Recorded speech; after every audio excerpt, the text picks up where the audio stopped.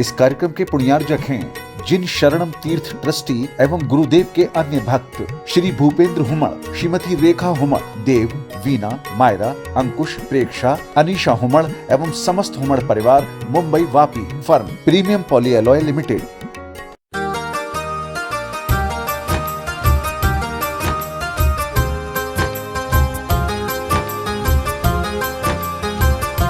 नई कार आ जाए तो ऐसे घूमते हैं कि नरेंद्र मोदी तुम ही बन गए हो। 10 चक्कर लगाते हैं, कई कार आई, ऐसी खुशी मिलती है, आनंद बरस जाता है। हमारे घर में कार आई, कार की पूजा हो रही, कार कोई फूल चढ़ रहा, कार कोई धत्ते की, उसकी पूजा पाठ। कार आई हमारे घर में, वह कार लेकर के एक रेस्टोरेंट में गया, वहां नाश्ता करता है। नाश्ता करने के बाद वो आदमी बाहर निकलता है और जैसे ही बाहर निकलता है एक बच्चा वहां खड़ा है और उसने कार में अपनी उंगली से अपना नाम लिख दिया। पहले ऐसे ही होते थे, गांव में आ जाती थी, डस्ट जम जाए तो हम भी लिख देते थे कि नाम लिख के ऐसा लगता था जैसे रजिस्ट्री अपने नाम हो गई हो, एनओसी निकल आई हो। ध्यान रखना, जैसे कार पे अपना नाम लिखा, वो आदमी उस बच्चे के पास गया, बच्चा घबरा गया, उसने कहा अंकल जी माफ करो, गलती से लिख दिया। बोले नहीं बेटा, मैं तुझे मार नहीं रहा, कोई बात नहीं, तू नाम लिख रहा, तेरी ललचाई निगाहें बता रही हैं कि तुझे कार बहुत अच्छी लग रही है। हाँ अंकल जी मुझे कार बहुत अच्छी लग रही है। कार में घूमेगा, आप घुमाओगे? बोले हाँ, चल मेरे साथ एक चक्कर लगा के आता हूं। कार में बिठाया, ले गया, एक चक्कर, बड़ा खुश हुआ बच्चा, जिंदगी में कभी कार में नहीं बैठा, इतने आनंद में बड़ा खुश। बोले अंकल जी बहुत मजा आया आपकी कार में घूमने के बाद। तो बेटा अब मैं घर जाऊं? एक काम करो ना अंकल जी, क्या मेरे घर तक छोड़ दोगे? अरे उसने कहा यार ये तो आफत हो गई। कहाँ है तेरा घर? वो थोड़ा सा आगे है, थोड़ा सा टर्न लेंगे, एक गली आएगी, वहां मुझे छोड़ देना।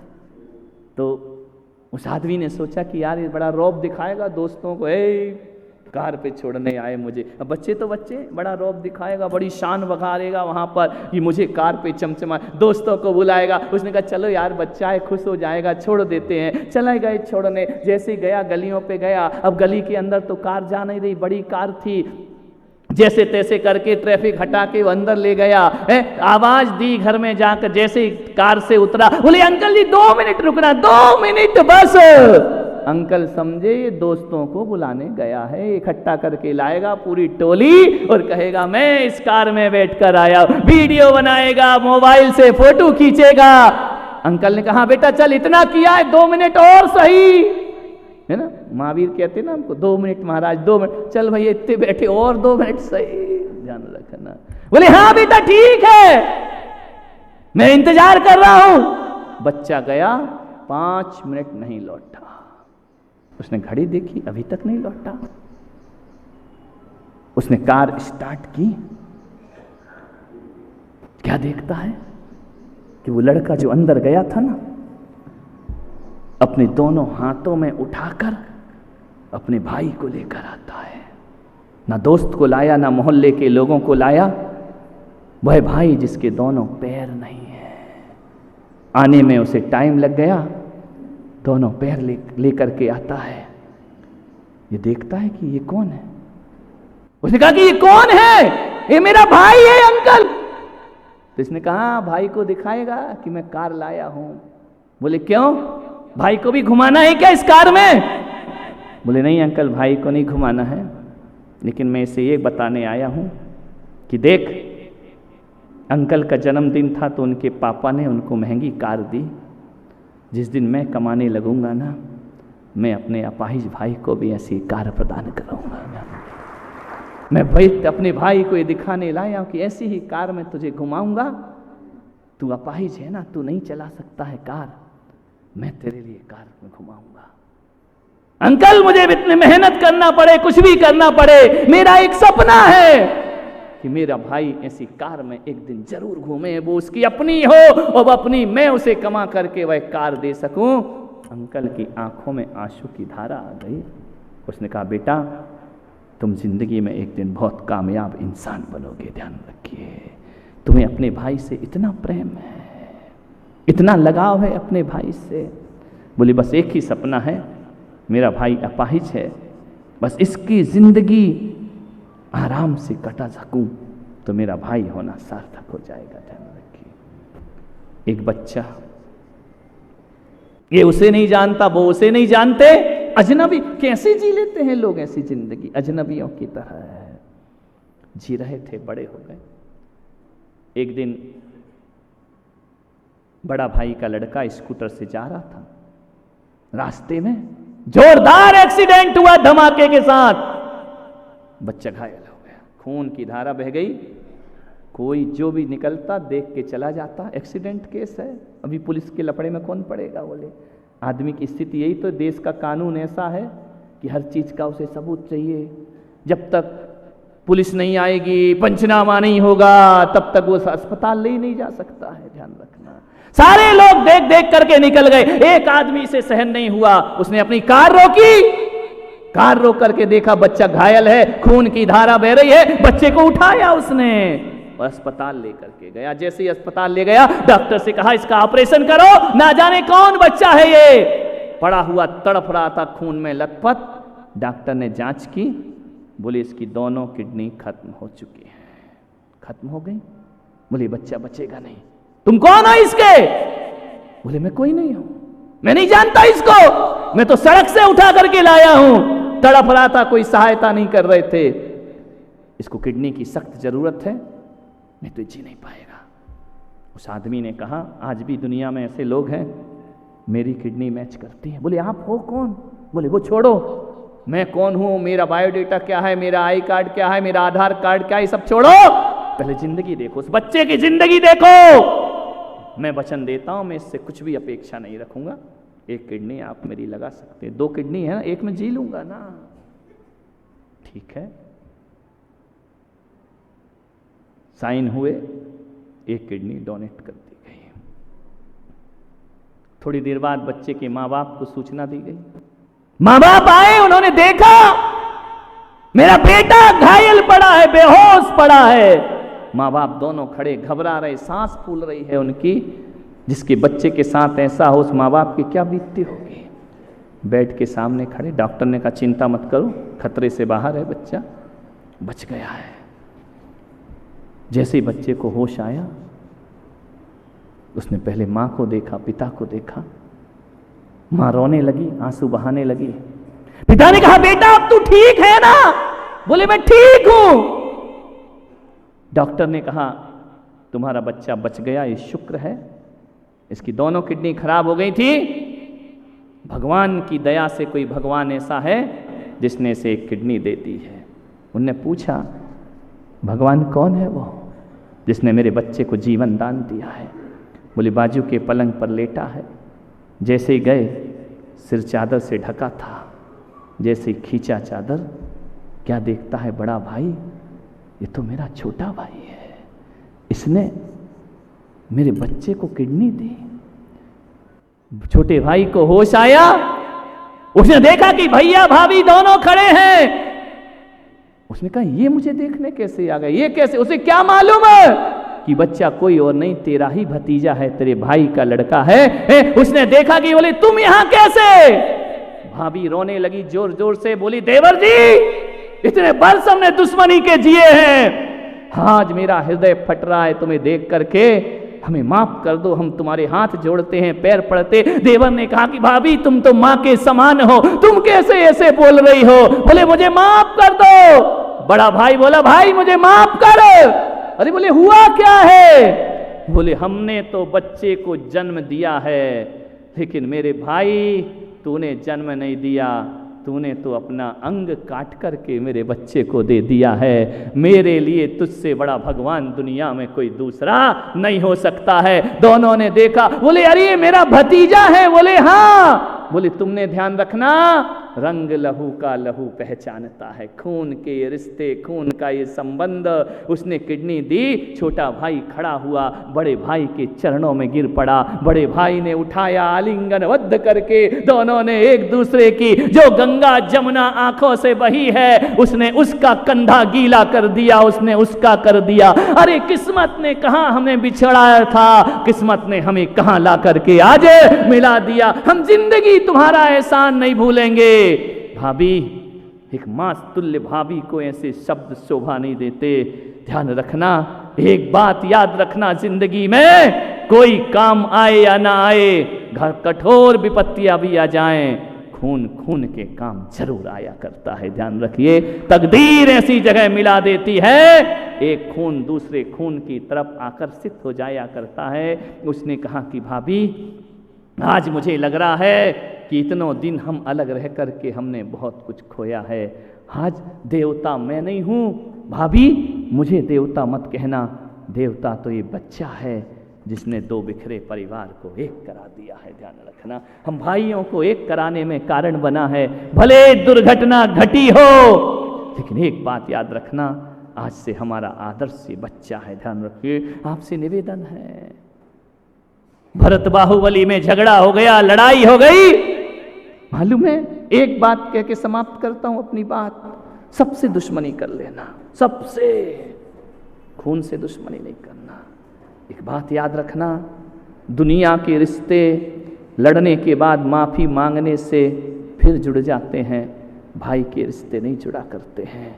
और एक बात याद रखना, अपनी ज़िंदगी में भाई से दुश्मनी एक बार हो गई, उससे मुक्ति नहीं मिला करती है। एक बात हमेशा गांठ मान लेना मेरी, दुनिया के रिश्तों की लड़ाई मिट जाएगी, खून के रिश्तों की लड़ाई कभी नहीं मिटा करेगी। आप कहेंगे कि पारसनाथ की क्या गलती थी? अरे गलती हो या ना हो, उन्होंने अपने भाई को नाराज किया था। मालूम है, भले एक भाई की गलती हो दूसरे की ना हो, लेकिन क्या कमठ ने क्या किया था पिछले जन्म में? पारसनाथ की पत्नी पर बुरी निगाहें डाली थी। पारसनाथ ने 3 बार 4 बार समझाया, नहीं माना। पारसनाथ ने पिछले भवों में राजा से शिकायत कर दी, राजा ने काला मुंह करके उसे गांव से बाहर खदेड़ दिया। ध्यान रखना, शहर से राज देश निकाला दिया। कुछ दिन बाद वो जाकर के तापसी का वेश धारण कर लेता है, तपस्वी हो जाता है। पारसनाथ को पता चलता है कि मेरा भाई सुधर गया है, अब चेंज हो गया, साधु बन गया, संत बन गया। उसने राजा से कहा, जब बुरा था तो देश निकाला दिया था, अब मेरे भाई ने अपना जीवन बदल लिया, वो संत हो गया है, चलो उसके दर्शन करने चले। पारसनाथ राजा के साथ, कहानी बहुत लंबी है, खत्म कर रहा हूं, ध्यान रखिए, लेकर के गए कि चलो उस भाई के दर्शन करके आते। जैसे ही गए, बाहर से तो वेश साधु का, भीतर से द्वेष बना था कि तेरी वजह से मुझे देश निकाला हुआ है, तेरी वजह से मेरा अपमान हुआ है। जैसे ही पारसनाथ दर्शन को जाते हैं, प्रणाम करते हैं कि भाई तुम धन्य हो, तुमने अच्छा मार्ग पकड़ा है, वैसे ही तापसी उठता है, बड़ी शिला लेकर के पारसनाथ के ऊपर पटक दिया करता है, वो प्राणांत हो जाया करते हैं। ध्यान रखिए, दुष्टों के साथ सज्जनों का व्यवहार भी नहीं चला करता है। मृत्यु हो गई वहां पारसनाथ की। बस वो दुश्मनी कब तक चली? 7 भव तक। कभी हाथी बने तो वो मगर बना, कभी सांप बने तो वो नेवला बना। ध्यान रखिए, गलती पारसनाथ की नहीं थी, रिश्ता की गलती थी, वो उनका भाई था। और एक बात याद रखना, भाई से दुश्मनी हो जाए, परिवार से दुश्मनी हो जाए, ये दुश्मनी तब तक नहीं मिटती जब तक 2 में से एक को मोक्ष नहीं हुआ करता है। ध्यान रखिए, और जब तक निर्वाण की प्राप्ति ना हो, 2 में से एक मोक्ष जाएगा, तभी रिश्ते की दुश्मनी मिटेगी। ध्यान रखना, मैं आपसे निवेदन करता हूँ, गैरों की दुश्मनी का घाव उतना नहीं होता, अपनों की दुश्मनी का घाव बहुत गहरा हुआ करता है। परिवार में दुश्मनी मत करो, परिवार में मत लड़ो, वरना जब तक मुक्ति ना होगी, ये मिच्छामी दुक्कडम कहने से कुछ ना होगा। दो में से एक की भी गलती होगी, भुगतना दोनों को पड़ेगा। पारसनाथ की गलती नहीं थी, लेकिन कष्ट उन्हें भी भुगतना पड़े। फर्क कितना है? आप कहोगे उनकी गलती नहीं है तो उनको क्यों भोगना पड़ा? फर्क कितना था? भोगना तो पड़ेगा। दुश्मनी तो दुश्मनी हुआ करती है। उन्होंने भोगा, लेकिन हर बार कमठ मर के हर जन्म में नरक गया, और पारसनाथ हर जन्म में स्वर्ग की यात्रा किया करते हैं, निर्वाण की यात्रा किया करते हैं, मोक्ष की यात्रा किया करते हैं। भुगतना तो पड़ता है, ध्यान रखना। इसलिए आपसे बड़ी विनम्रता से और गंभीरता से कह रहा हूं, घर परिवार में दुश्मनी मत रखना। घर परिवार की दुश्मनी जन्म जन्म चला करती है। मान्यवर, विचार करना है आपको। घर में मत लड़ो, भाइयों से मत लड़ो, भाइयों से दुश्मनी मत करो। ये खून के रिश्ते बहुत लंबे, क्योंकि बड़े निकट होते हैं, बड़े पास होते हैं, इसलिए इनसे छूटना बहुत मुश्किल होता है। लोहा पिट रहा था, हथौड़े से लोहे को पीटा जा रहा था। सुनार की दुकान में सोना पिट रहा था, हथौड़े से जैसे ही लोहा पीटा, सोने को भी गर्म किया और लोहे को भी गर्म किया। हथौड़ा मार रहा है, जैसे ही लोहे को, लोहा बड़ी जोर से आवाज करता है। पिटता सोना भी है, लेकिन आवाज कम होती है। एक दिन सोने ने पूछा लोहे से, चोरे भाई, तू भी भट्टी में जला और मैं भी भट्टी में जला, तुझे भी मारा जाता है, मुझे भी मारा जाता है, तू जोर से क्यों चिल्लाता है, मेरी आवाज धीरे क्यों निकलती है? हथौड़े ने मालूम है क्या कहा? हथौड़े ने कहा, ओ सोना भाई, बिल्कुल सच कह रहा है, तू पिटता है तो आवाज़ कम होती है और मैं पिटता हूँ तो आवाज़ ज़्यादा होती है। बोले वजह क्या है? बोले वजह यह है कि तू सोना है और तुझे पीटने वाला लोहा है, लेकिन जब लोहा लोहे को पीटता है तो दर्द ज़्यादा हुआ करता है। मैं भी लोहा हूँ और हथौड़ा भी लोहे का है। जब लोहा लोहे को पीटता है तो दर्द बहुत ज्यादा होता है, इसलिए मेरी आवाज ज्यादा निकलती है। एक कुल्हाड़ी काट रही थी पेड़ को, काटते जा रही थी, पेड़ चीख रहा था। कुल्हाड़ी ने कहा, पेड़ भाई, मेरी कोई गलती नहीं है, मैं किसी और के हाथ में हूं, इसलिए तेरा वध कर रही हूं, तुझे मार रही हूं। मुझे मालूम है तुझे बहुत वेदना हो रही, बहुत कष्ट हो रहा है। पेड़ ने कहा, कुल्हाड़ी तू चिंता मत कर, मुझे तेरा बिल्कुल दर्द नहीं हो रहा है। बोले मतलब क्या है? मेरी वजह से तो तू कट रही है। अरे बोले तेरी क्या औकात की तू मुझे काट दे? तो बोले फिर बताओ तुम्हें दर्द किस बात का हो रहा है? बोले तेरा एक भी घाव मुझे दर्द नहीं दे रहा है, दर्द तो वो दे रहा है कि जो तेरे साथ लगा हुआ लकड़ी का दस्ता है ना, वो मेरी ही डाली है जो मुझे काट रही है। ध्यान रखना, एक बात याद रखना कुल्हाड़ी बहन, तू काटेगी तो दर्द नहीं होगा। जब मेरी ही डाली तेरा साथ देती है जाकर के, तो एक बात याद रखना कुल्हाड़ी, अगर तेरे पास मेरी टहनी का दस्ता नहीं होता तो मेरे कटने का कोई रास्ता नहीं होता। ध्यान रखना, जब अपनी ही डाली काटती है ना तो दर्द ज्यादा होता है। ध्यान रखना, पड़ोसी अपमान करे तो दुख नहीं होता, जब घर के ही लोग अपमान करते हैं ना। बुढ़ापे में माँ बाप को जब घर की ही औलाद उपेक्षा करती है ना तो बहुत दर्द होता है। माँ बाप को सहन नहीं होता उनको वो दर्द। अपनी ही डाली अपने को काट रही है, ध्यान रखना, अपना ही लोहा अपने को पीट रहा है, और अपनी ही लगाई हुई बाड़ अपना ही खेत खा रही है। ध्यान रखना। मान्यवर, समय हो गया है, ज्यादा हो गए 10 मिनट, इतना ही मेरा निवेदन है। एक ही चीज याद रखना, पूरे प्रवचन में एक ही चीज याद रखना, यह कुल्हाड़ी, तेरे पास यदि मेरी लकड़ी का दस्ता नहीं होता तो मेरे कटने का कोई रास्ता नहीं होता। ध्यान रखना, तू क्या काटेगी? काट तो मेरी डाली रही है मुझे। आदमी जब भी हारता है ना, अपनों से हारता है, अपने उसे बहुत मजबूर कर देते हैं। इसलिए निवेदन है, कैसी भी परिस्थिति आ जाए, भाई भाई को नाराज नहीं करना, और नाराज हो जाओ दुश्मनी नहीं होना चाहिए। ध्यान रखिए। आप सबने सुना। जय महावीर।